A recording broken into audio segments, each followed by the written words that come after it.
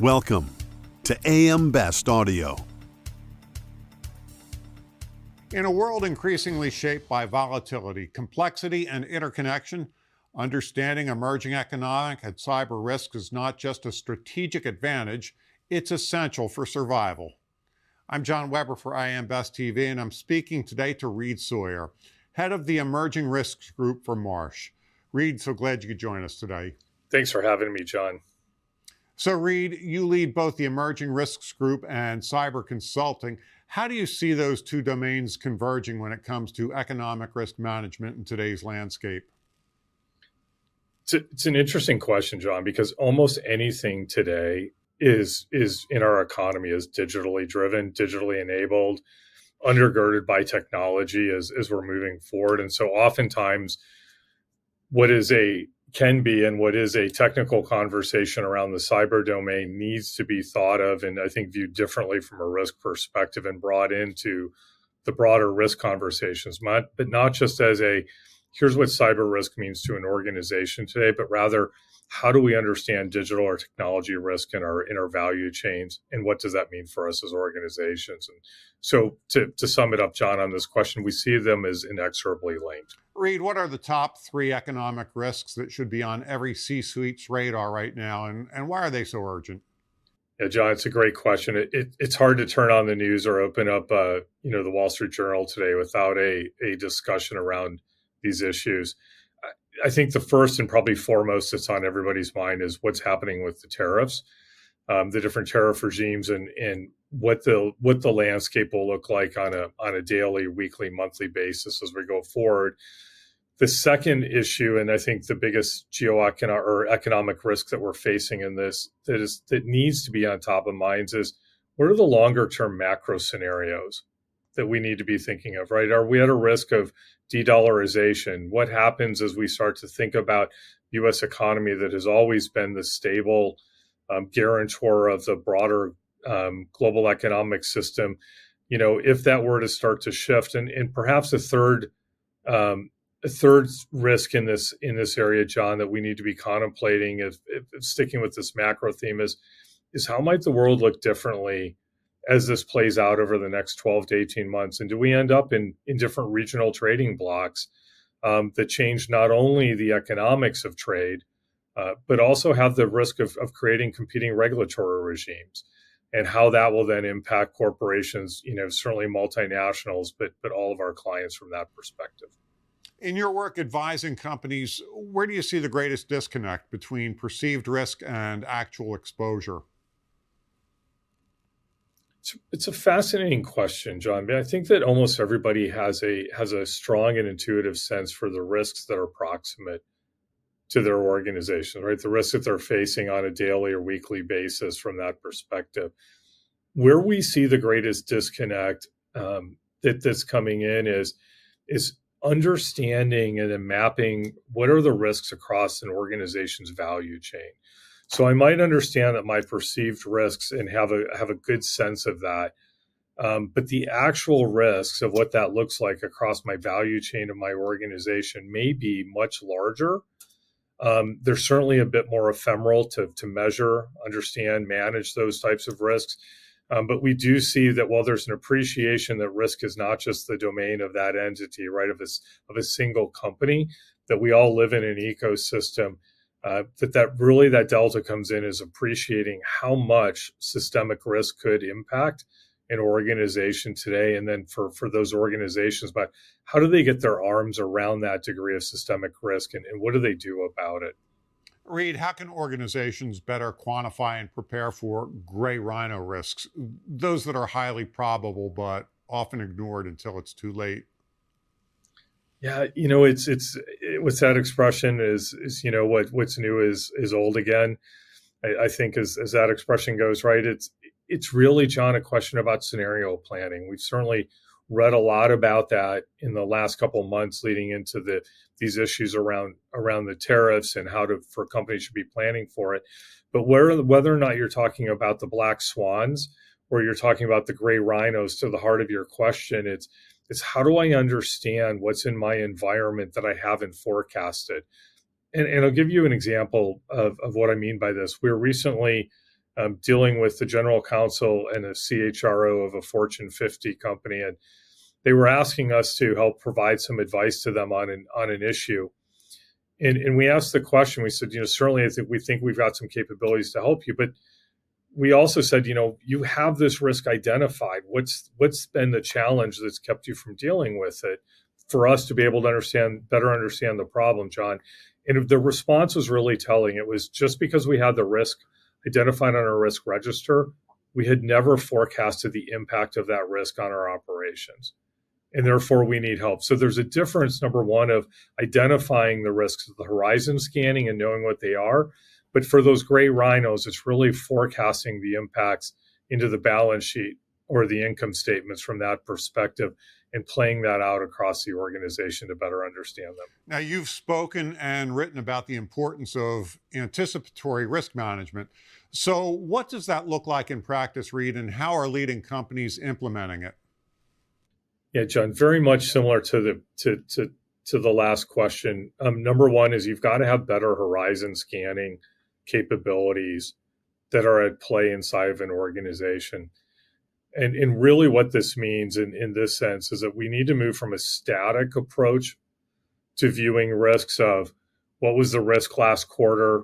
How does it move up in my risk register? How do I understand what that impact of it is, to moving towards a more dynamic view of, if this risk were to occur, what would then be the impact on our organization, on our operations, and on our customers? So really two components to that. One is looking forward with the risks, John, but number two is then extending our vantage points to understanding not just what the first party implications are, but what the third party implications are, and then understanding what this does and how this can create risk to plan. The second piece of that I would say is that we need to embed more financial stress testing methodology.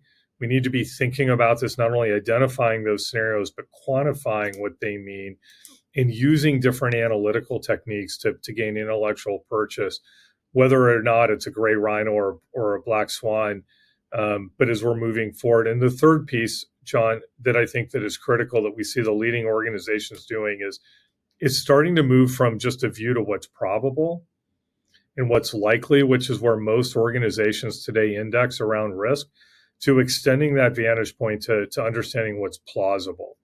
And if I can understand what's probable and what's plausible, and I can think about the distance between them, I now have an understanding of the spread of my risk, whether or not it's narrow or I have a lot of volatility to it. So it's really what I'm suggesting is we move again from a static vantage point to a dynamic, and we start to redefine and understanding what those risks look like with different management tools. Customize your data experience.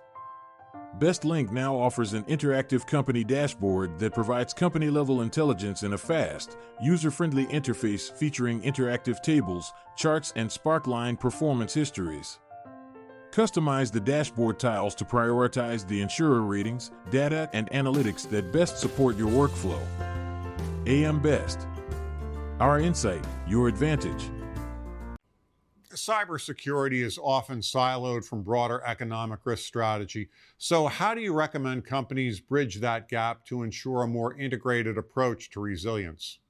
It's really, I think, John, two core actions in that. The first is that, again, everybody understands that cyber can't be purely the purview of the CISO, right? That she's the one that's entirely responsible for cybersecurity in the organization. She might be the lead entity for that entity, but that cybersecurity and cyber as a risk is actually owned by everybody in the organization, right? It's owned by the operations teams.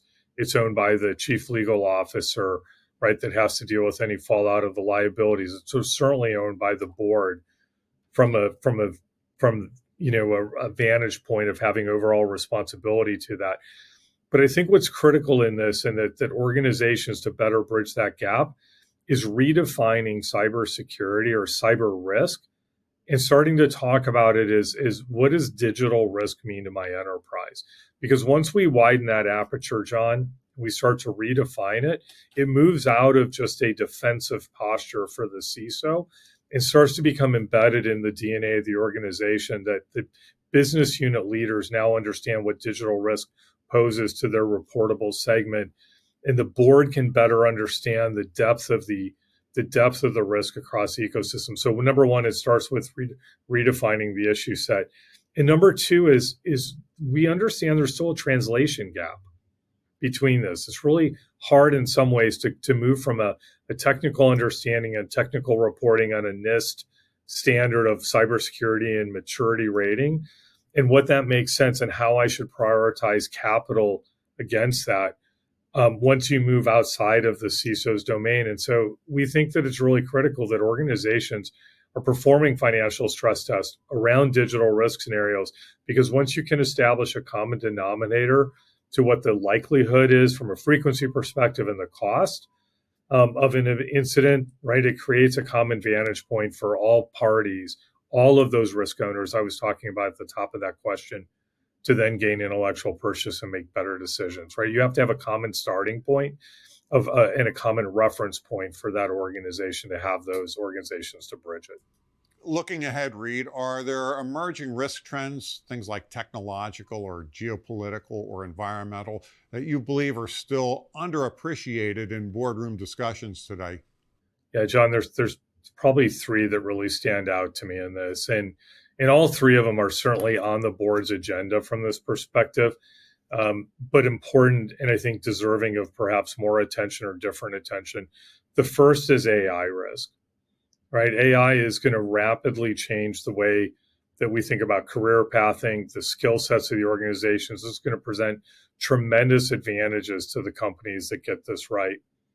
The question is are our governance, risk, and compliance systems built for something that is changing so rapidly to be able to measure and manage that risk at the board level? And I would suggest not, that most internal audit teams are not well attenuated to AI risk, that we might not have all the policies that we need to do so. And more, perhaps even more importantly, is do we understand the liabilities that come with those risks? That if I'm using AI in my hiring algorithms, what does that mean from an employment practices perspective? How does AI create risk if it's embedded in my supply chain? And those measurement tools aren't really built for that yet at scale. And so I think there's a maturing in the risk community to be able to catch up to that, and the boards need to be much more in tune with the risk component of AI from that perspective.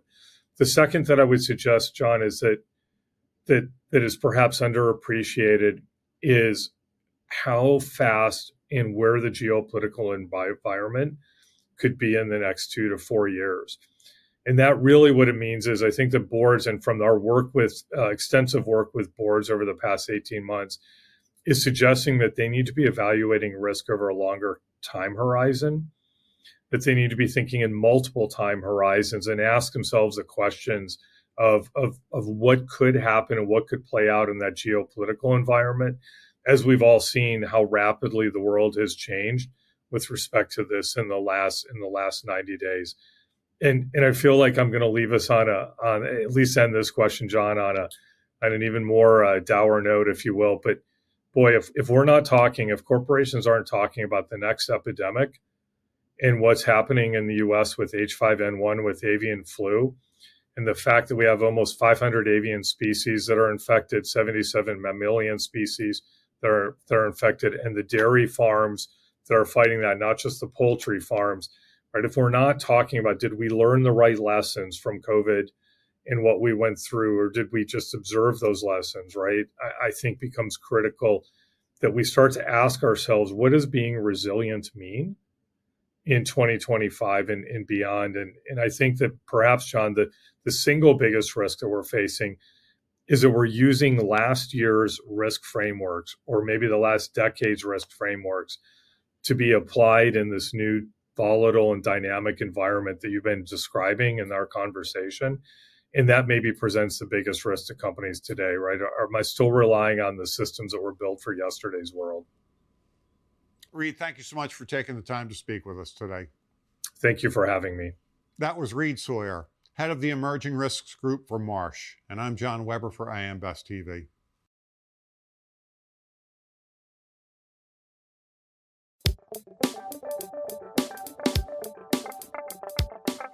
Looking to get the full attention of the insurance industry?